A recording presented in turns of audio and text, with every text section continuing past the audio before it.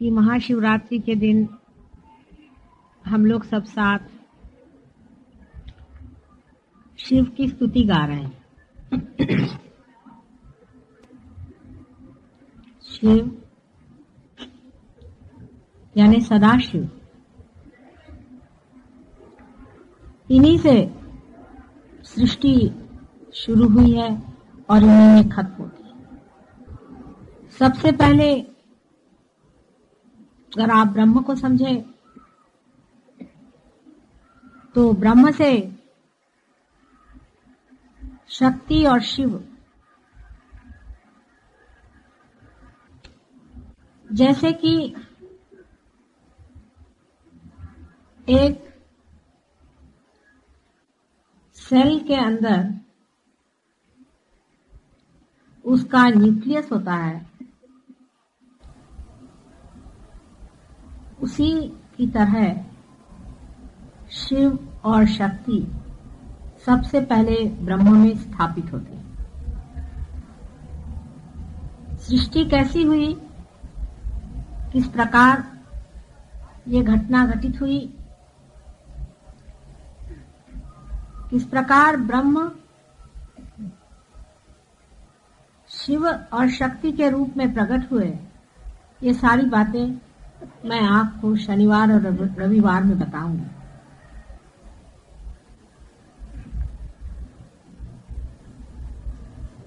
लेकिन शिव से निकलती हुई शक्ति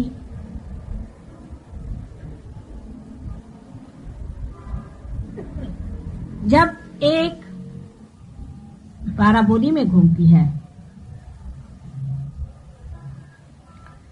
जब एक प्रदक्षिणा लेती है, तो एक एक विश्व तैयार होते हैं। ऐसी अनेक प्रदक्षिणाएं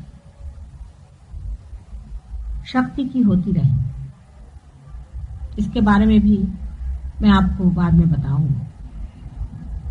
अनेक विश्व तैयार होते रहे, अनेक भुवन तैयार होते रहे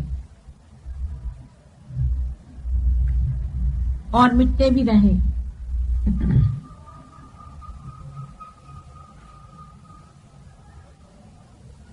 शिव से शक्ति हट करके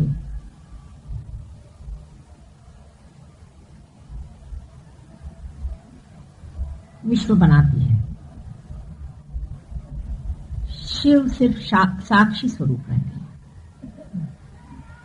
वे खेल देखते रहते हैं शक्ति का। शक्ति का अगर खेल उनकी समझ में ना आए तो वो जब चाहें तब अपनी शक्ति अपने अंदर खींच ले सकते हैं। सारा ही खेल बंद हो जाता है। वे ही दृष्टा हैं, वही देखने वाले हैं, वही इस खेल के आनंद को उठाने वाले।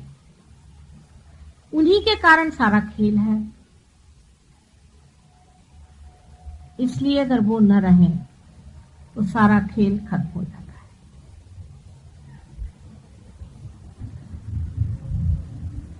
वो स्थिति है, उन्हीं के कारण एग्जिस्टेंस होता है। मनुष्य के हृदय के कारण ही वो जीवित माना जाता है। जिस वक्त उसका हृदय बंद हो जाता है तो उसे मृत माना जाता है।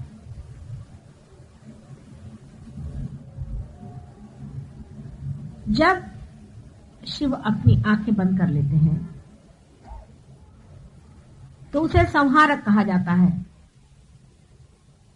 वही स्थित होते हैं और वही लय हो जाते हैं। क्योंकि वो स्थित हो सकते हैं, वो लय भी हो सकते हैं।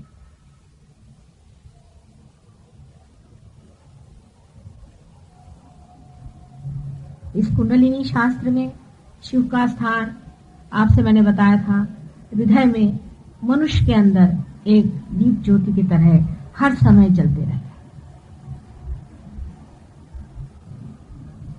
जिसके कारण हमारे अंदर सत असत विवेक बुद्धि जागृत रहती है, जो हमें मना करती रहती है कि ये नहीं करो, ये गलत है, ये अधर्म है, ये बुरी बात है।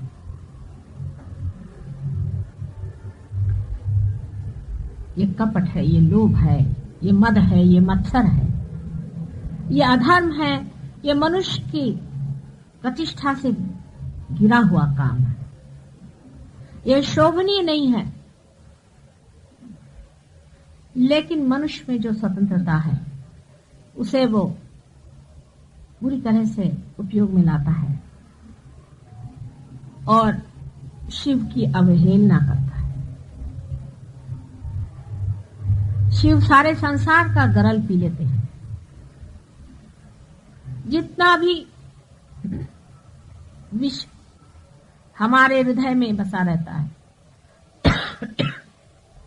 दूसरों के प्रति घृणा, हिंसा आदि अत्यंत बुरे विचारों से जो हमारा हृदय विषैल हो जाता है, उसको शिव हमारे अंदर जब जागृत होते हैं तो उसे पी लेते हैं।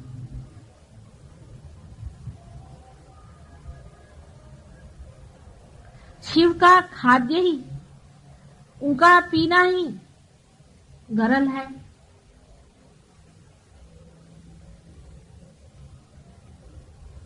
जो कुछ भी नशेली चीजें हैं, मद्य आदि, जो चेतना के विरोध में नुकसान पहुंचाती हैं, उन्हें शिव प्राशन कर लेते हैं। संसार का जितना भी इस प्रकार का विष है, उसे वो ग्रहण कर लेते हैं अपने अंदर। इसीलिए उनको महाशिवरात्रि के दिन हम लोग प्रतीक रूप में भंग आदि नशेली चीजें अर्पित करते हैं।